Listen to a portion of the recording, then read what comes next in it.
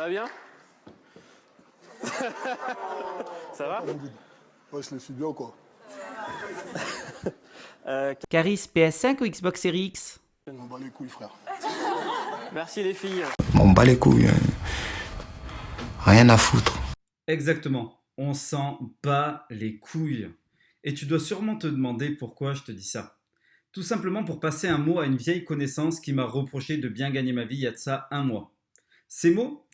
Vas-y, toi, Tim, t'as de la chance dans ta vie. Moi, j'ai toujours connu la galère, tu connais, c'est la street et tout. Alors que ce mec et moi avons quand même grandi dans le même quartier et avons été dans le même collège. Bon, je lui ai proposé de se former, de se payer quelques formations Udemy pour apprendre des compétences, afin de pouvoir les monétiser par la suite, parce qu'il n'a pas réellement de vrai talent, à part le talent que peuvent avoir les gars du quartier, c'est-à-dire soit le foot, soit le rap, hein, on va pas se mentir. C'est ce qu'ils choisissent la plupart du temps, soit le foot, soit le rap. Mais il n'avait aucun des deux talents. Voilà. Bon, après, si fumer des joints était un talent, il aurait pu avoir ses chances, mine de rien. Vraiment, il m'a pris la tête, hein. Le mec, je lui ai vraiment donné toutes les armes possibles et imaginables. C'est un peu mon problème. Quand je rencontre quelqu'un qui me dit ouais, je suis en galère, etc. et tout, moi, j'essaie de le conseiller selon moi ce que j'ai vécu et au final, le mec, il se retrouve quand même à faire de la merde. Bon, sa réponse, elle a été assez simple quand je lui ai dit de se former. C'est ah frère, c'est la galère en ce moment, tu connais, je n'ai pas encore touché mon chômage, mais dès que je l'aurai, t'inquiète, je prends une de tes formations dont tu me parles, etc. et tout. Sauf que là, je l'ai vu s'extasier sur Snapchat il y a quelques jours devant sa toute nouvelle PlayStation 5 qu'il avait acheté 750 € sur le bon coin. Et là, gros, c'est la goutte d'eau qui fait déborder le vase. Mec, si t'es dans la merde, c'est pas une question de malchance. C'est à cause des priorités que tu te choisis dans la vie. Je connais ce mec comme mon cul. H24, cet enfoiré se snap en train de jouer à Call of ou en train de fumer sa chicha.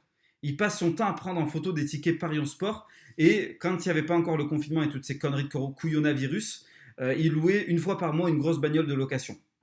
Mais ce n'est pas qu'avec les jeux vidéo, hein. J'entends beaucoup de monde me dire hey, Tim, franchement, je kifferais trop me mettre au sport, mais j'ai jamais le temps. Entre le boulot, les cours, les transports et tout le truc du quotidien, je peux pas me le permettre. Je peux pas, j'ai pas le temps, quoi. Avant d'ajouter, mais vraiment, j'admire les gens qui sont aussi déterminés, qui ont le temps de prendre soin de leur santé, ou de leur projet, ou de ce qu'ils font, tu vois. Bon, pour ceux qui disent qu'ils admirent les gens qui peuvent prendre soin de leur santé, c'est des conneries. C'est souvent l'aspect physique des gens qui prennent soin de leur santé qui attire, mais passons. Donc nous allons voir ensemble aujourd'hui pourquoi les gens qui prétendent ne pas avoir le temps, alors, de se mettre au sport, de lire plus, de lancer un projet important, elles se racontent des conneries à elles-mêmes, tout simplement. Alors, on va parler un peu du temps en soi. Qu'est-ce que c'est que le temps? Mon meilleur ami me dit souvent, les hommes mentent, pas les chiffres, mon grand. Et il a totalement raison. Laisse-moi te faire quelques révélations assez choquantes. Chaque semaine, tu as 168 heures à ta disposition pour agir. Chaque mois, tu as 672 heures pour agir. Et chaque année, tu as 8064 heures pour agir. Et là, je vois déjà les doutes venir dans ton esprit. Ouais, mais tu comptes pas le sommeil et tout. Allez, on va faire plaisir à ton esprit analytique et on va retirer dès maintenant les 8 heures de sommeil nécessaires à un être humain pour avoir un sommeil réparateur. Ce qui donne 112 heures par semaine pour agir, 448 heures par mois pour agir et 5376 heures par année pour agir. Et si tu réfléchis à ça en termes de budget, comme si tu avais de l'argent, tu commences à réfléchir différemment au temps qu'il te reste dans la vie. Et là, évidemment, avec tous ces chiffres que je t'ai donnés, la question suivante peut être posée. Est-ce que ce temps est suffisant pour te permettre de réaliser tes résolutions, tes objectifs, tes rêves, appelle-les comme tu veux, surtout entre le travail et la vie perso? Et ça, c'est ce qu'on va découvrir dès maintenant ensemble. Il y a quelques mois, j'ai sympathisé avec un gars de ma salle de sport. Il avait un physique superbe, il était très impliqué durant ses séances. Le genre de mec, tu vois, qui limite hurle à la salle, tu vois, et qui se fait remarquer par tout le monde. Et j'ai décidé d'aller le voir et je lui ai demandé comment il en est arrivé là et combien de temps il lui a fallu pour avoir ses résultats. Alors là, il commence à fouiller sur son téléphone, puis il me tend son téléphone et là il me montre une photo de lui où il était gras et il avait une mine un peu malheureuse. Et il me dit, ça c'était il y a un an, quand j'ai décidé de commencer à me mettre sérieusement au sport. Depuis ma résolution, je fais attention à ce que je mange sans forcément trop priver et je vais à la salle de sport 3 fois par semaine, non-stop. Bon, comme tu l'as compris, j'aime les chiffres, donc on va s'arrêter quelques secondes pour faire un calcul assez simple. Sur une semaine composée de 112 heures hors sommeil, il sacrifie 3 heures. Putain, 112. Prends le chiffre 112 et mets-le en parallèle avec le chiffre 3. Il prend que 3 heures de son temps pour avoir un beau corps et être en bonne santé. Ça signifie qu'en gros, il sacrifie 2,67% de son temps pour être en meilleure santé. 2,67%. Qui ici n'a pas 2,67% de son temps à investir sur sa santé et sur son apparence? On va faire le calcul à l'année maintenant. Sur 5376 heures hors sommeil, il sacrifie seulement 156 heures, donc 3 séances fois 52 semaines, sans compter les vacances encore, pour être la meilleure version de lui-même. Et ça représente un peu moins de 3% de son temps annuel. Et mon pote, écoute bien ça. La vérité, c'est que tu n'as pas besoin d'être parfait. Tu n'as pas besoin de gagner toutes les batailles de ta semaine ou de ton année pour devenir la personne que tu souhaites devenir.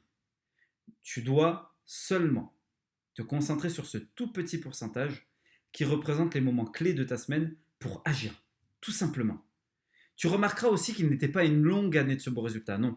Il était à 156 heures de réussir, soit moins d'une semaine complète quand on le ramène à une année. Et comme le proverbe le dit si bien, les gagnants trouvent des solutions, les perdants, eux, trouvent des excuses.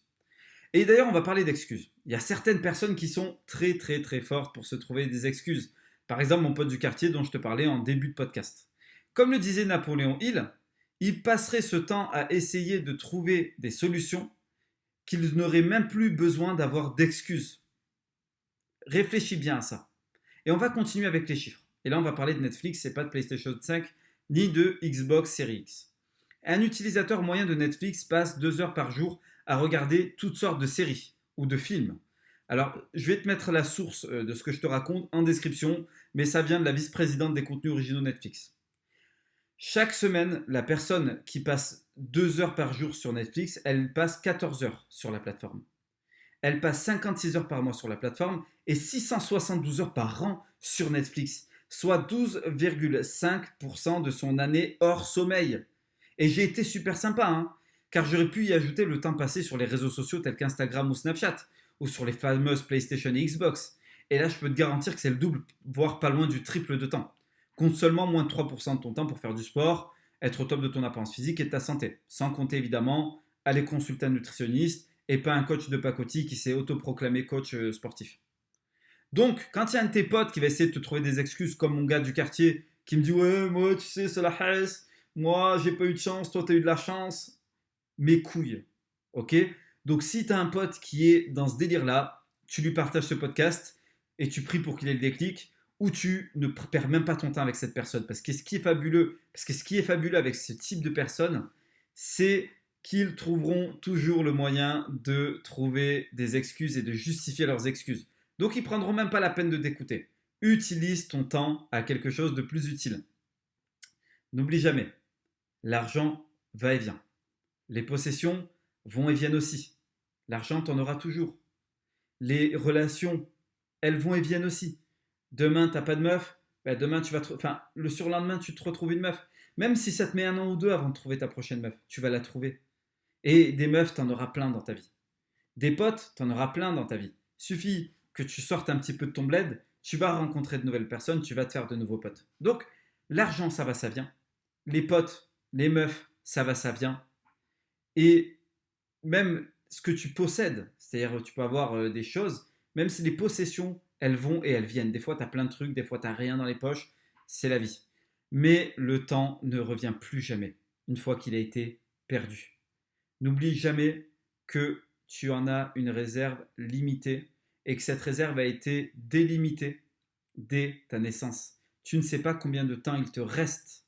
Il est donc de ta responsabilité de l'investir à bon escient pour pouvoir profiter de ton investissement sur le long terme.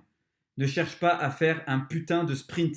Ne cherche pas à t'inscrire à la salle de sport juste en mode je vais y aller en mode bourrin et pendant 1 mois tu vas te donner en mode bourrin, puis quand tu vas pas voir que tu as le corps d'Arnold Schwarzenegger à ses 30 ans, tu te dis allez j'abandonne, c'est de la merde, ça marche pas. Non, chaque jour tu investis une petite somme de ton temps pour avoir une meilleure apparence physique et ce pendant plusieurs années. Et pareil pour les projets. Retiens que tu as seulement besoin de moins de 3% de ton temps hors sommeil pour avoir le putain de physique de tes rêves. Focalise-toi sur ces putains de 3%. Retiens que pour se lancer ce projet qui te tient à cœur cette année, donc en 2021, il te faut à peu près le même pourcentage de temps. Donc au lieu de gaspiller 12,5% de ton temps sur Netflix sans aucune retombée positive, au lieu de gaspiller en moyenne 364 heures par jour, enfin par an, putain, pas 64 heures par jour, ça risque d'être compliqué, donc 364 heures par an à jouer à des jeux vidéo de merde, investis ce temps sur ta réussite et tu verras de réelles retombées positives sur le long terme. Alors moi, je ne suis pas le genre de mec qui aime, tu sais, comme ces espèces d'influenceurs là, de merde, là, tu sais, Raptor et toutes ces choses-là. J'aime ces types, pour rire ces types. Tu vois, c'est des clowns. Ils m'amusent. Mais je ne suis pas ce genre de type. Moi, je ne suis pas là pour faire que de l'entertainment. Je suis surtout là pour apporter des solutions pratiques, concises à mettre en place dans ta vie. Donc, je vais te donner quelques astuces que moi, j'utilise pour mieux gérer mon temps et pour quand même avoir une vie épanouie. Hein. Tu sais, je ne suis pas non plus un nofap level jour 150 000 à pouvoir soulever un bâtiment et à ne rien faire d'autre que charbonner 15 heures par semaine. Je suis pas la fouine, je vais pas te raconter de salade, je vais pas te faire un storytelling d'enculé sur ma vie. Gros, on a tous galéré, on a tous connu des moments difficiles. Et quand on commence à réussir notre vie, c'est pas pour charbonner 15 à 16 heures par jour. Non, très clairement, il faut quand même que tu puisses profiter des meilleures années de ta jeunesse. L'idée, c'est pas passer, tu sais, comme ces pages d'Instagram de mes couilles qui te disent, tu sais mec, il faut que tu charbonnes ta race, il faut que tu sacrifies, travaille pendant qu'eux sont en train de s'amuser, pendant que eux rencontrent, toi tu es en train de monter tes projets. Mes couilles, encore une fois, je le répète et je le dis pas pour être vulgaire, je le dis parce que tes années que tu vas vivre là mec, c'est les années les plus importantes et les plus précieuses de ta vie, merde. Comprends-le. Ta jeunesse, ta période entre tes 20 et tes 30 ans, on ne te la rendra jamais. Si tu as passé toute cette période à t'enfermer dans un espèce de cocon, à ne plus parler à personne juste parce que tu as envie de réaliser tes projets, eh ben sache que tu es un sale con. C'est tout. Et tu sais pourquoi je dis ça? Parce que j'ai fait cette erreur. Donc moi, je vais te donner quelques astuces. Ok? Quelques astuces qui vont te permettre de concilier ta vie professionnelle, donc ça peut être tes études ou le job que tu as actuellement, avec ton projet, tout en gardant une vie épanouie. En sortant, bon là avec ce confinement de merde, c'est mal parti pour, mais tout en sortant, en rencontrant des meufs, en te faisant des potes et en vivant ta putain de jeunesse, bordel. C'est possible. Et oui, ça l'est. Et c'est vraiment possible. Alors, toute première chose, il faut que tu arrives à comprendre la magie de l'effet cumulé. Le temps passe sans que tu puisses rien y faire. Que tu décides de te branler sur Pornhub ou de travailler dur sur ton projet, le temps passera quand même de toute façon. L'erreur que font la plupart des gens qui débutent dans un projet, c'est de travailler d'arrache-pied, comme je t'ai dit, jusqu'à s'en dégoûter. Ils finissent donc par abandonner et se définissent comme des personnes qui ne finissent jamais ce qu'elles ont commencé. Tu as peut-être un projet en tête quand je te dis ça. Il faut que tu te graves ceci dans ta mémoire, mec. La vie, c'est pas un sprint, comme je l'ai dit. C'est un putain de marathon. En d'autres termes, ce n'est pas une course de rapidité, mais une course d'endurance. Chaque projet nécessite un nombre d'heures non défini au départ. Sinon, ce serait trop facile. Si tu sais que tu as 150 heures de succès, tu vas tout faire pour enchaîner les 150 heures. Au lieu de trop t'épuiser à enchaîner des journées de 15 heures de travail pour abandonner dans 2 mois et encore, utilise la magie de l'effet cumulé. 1 heure de travail par jour, ça donne 7 heures de travail sur ton projet dans la semaine, soit une journée entière de travail lorsque tu es en 35 heures. C'est pour cela que j'ai du mal avec les gens qui bossent et qui me sortent « Mec, j'ai pas le temps, charbonne de ouf, gros, charbonne, c'est dur !» Mes couilles, encore une fois, tu peux prendre 1 heure de ta journée pour charbonner sur ton projet perso. Si ton projet c'est de devenir mannequin chez H&M ou peu importe, on s'en branle au final, tu peux trouver des haltères, tu peux essayer de te démerder sur le bon coin pour avoir du matos pour le training. Et si encore une fois tu me dis gros les haltères c'est introuvable nulle part, ça y est il y a une pénurie d'haltères, gros tu prends 2 briques, tu prends une barre, tu essaies de te bricoler un truc ou tu prends des packs d'eau avec un balai, tu les colles, alors tu mets un pack d'un côté du manche, un pack de l'autre côté du manche et tu fais ton développé couché, ok c'est 12 kilos, mais ce que je veux dire par là, alors j'abuse un peu tu vois, mais l'idée c'est que tu peux toujours trouver des solutions, arrête de trouver des excuses, c'est toujours mieux de trouver des solutions que des excuses. Gros, dis-toi que pendant 1 mois, si tu travailles 1 heure par jour, dis-toi que tu as à peu près 30 heures de travail, soit 4 journées pleines de travail. Donc ça veut dire qu'en gros, ça te fait en moyenne, allez, 7 heures, comme si tu faisais 7 heures de travail par semaine. C'est comme si tu étais dans une journée en 35 heures, dans une semaine de 35 heures. Donc au final, tu vois que tu peux toujours arriver à trouver des solutions. Et ça représente, voilà, comme je t'ai dit, une semaine de travail dans un 35 heures. Quand tu sais que tu travailles 30 heures au bout d'un mois sur ton projet après avoir travaillé 1 heure par jour, eh bien, c'est comme si tu avais fait une semaine en 35 heures dans ton mois. Donc même si tu fais un 35 heures, tu peux facilement faire 1 heure par jour. Et je compte même pas les week-ends, parce que les week-ends, tu peux enchaîner d'autres heures de travail sur ton projet. Je vais te donner un autre exemple. Au lieu de chercher à lire un livre qui va t'aider à grandir spirituellement d'une seule traite, lis seulement 10 pages par jour. En 30 jours, tu auras ingéré l'équivalent de 300 pages. Et c'est déjà exceptionnel en soi. Je connais beaucoup de mecs à qui je dis, lis ce livre, par exemple, Père riche, Père pauvre ou d'autres livres. Je ferai un podcast sur les livres qui sont mes références. Eh bien, quand ils voient la longueur du livre, c'est 300-400 pages, ils me disent, mec, non, c'est mort, vas-y. Ou ils commencent à lire les premières pages, ou ils commencent à lire 50 pages d'un coup et puis ils arrêtent complètement. 10 pages par jour, au bout d'un mois, tu as torché l'information. Et si vraiment tu as du mal avec les livres, tu as des livres audio et tu as des résumés de livres maintenant, donc c'est assez facile à trouver. Alors ça, c'est pour comprendre la magie de l'effet cumulé. Maintenant que tu comprends ça, il va falloir que tu cherches à fragmenter tes objectifs. Alors, on va prendre l'exemple. Un exemple très simple. Tu as décidé de devenir le meilleur rappeur de tous les temps. Psartek l'ami. Mais comment comptes-tu t'y prendre pour y arriver? Voici la réponse qu'un de mes anciens potes m'a sortie. Et la vie de ma mère, c'est réel. Alors frère, c'est simple. Parce qu'en fait, je lui ai dit, mec, j'ai dit d'accord, tu me dis que ton album, il va mettre tout le monde d'accord. C'est une mixtape, c'était pas un album. J'ai dit, ton album va mettre tout le monde d'accord, ou ta mixtape, peu importe. Mais gros, comment tu me justifies? C'est quoi ta stratégie marketing? Là, il me sort quoi? Il me fait, mais gros, stratégie marketing, facile. Tu contactes un producteur, bim, bim, bim. Il sort ton projet, il t'aide, bam, bam, bim, bim, bam, bim, bim. T'es riche, t'es célèbre, gros. C'est pas compliqué. Et gros, c'est putain de réel. Il m'a vraiment sorti ça, ce con.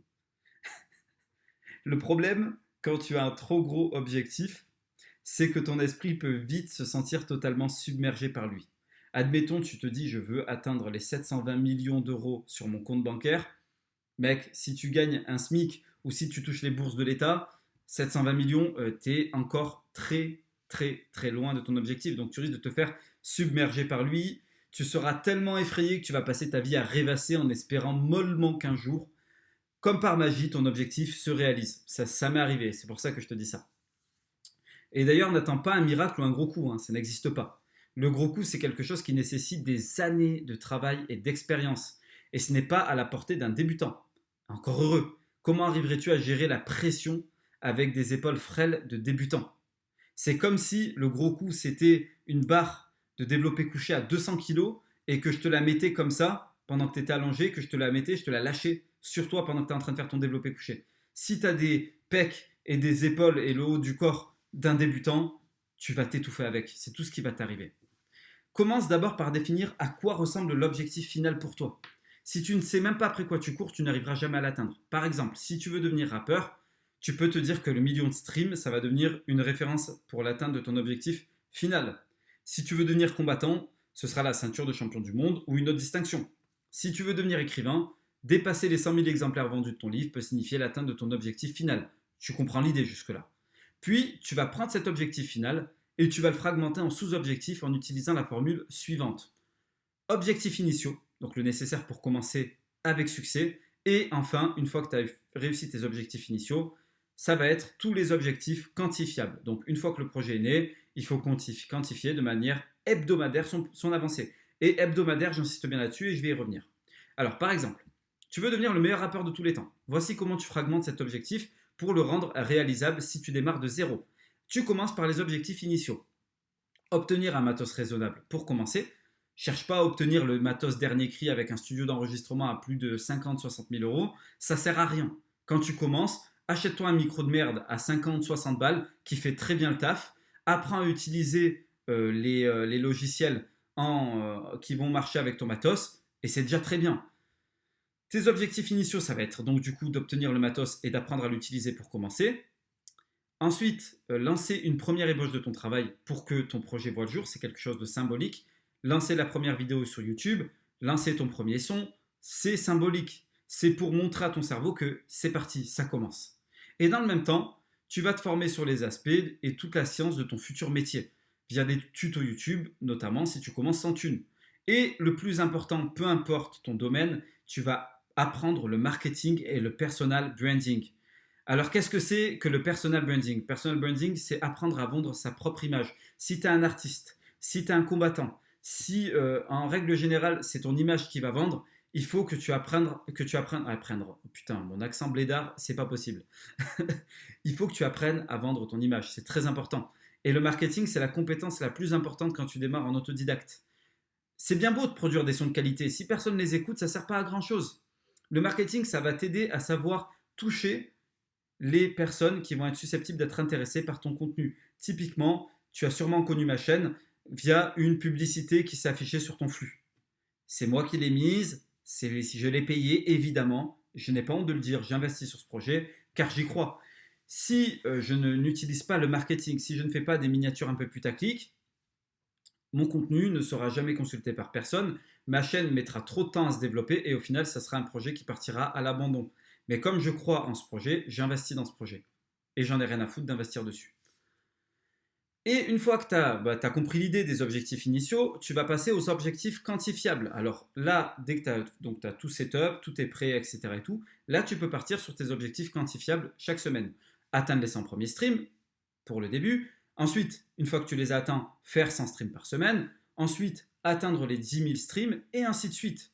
Une fois que tu as tous tes sous-objectifs, il va te falloir noter les tâches quotidiennes à faire pour atteindre chacun de ces sous-objectifs. C'est bien beau de dire je veux atteindre les 10 000 streams, mais si tu te branles sur Pornhub, tu vas atteindre les 10 000, tu vas donner les 10 000 streams à Riley Red et pas à toi. Donc c'est un peu con.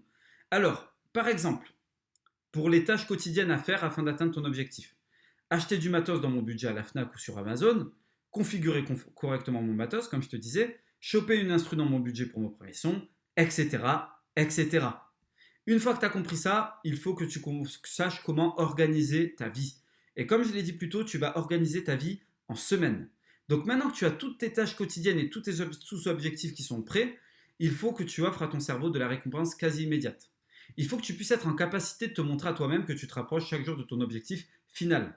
Cela va te permettre de rester motivé et discipliné. Et ça augmentera furieusement tes chances de réussir cet objectif final que tu caresses.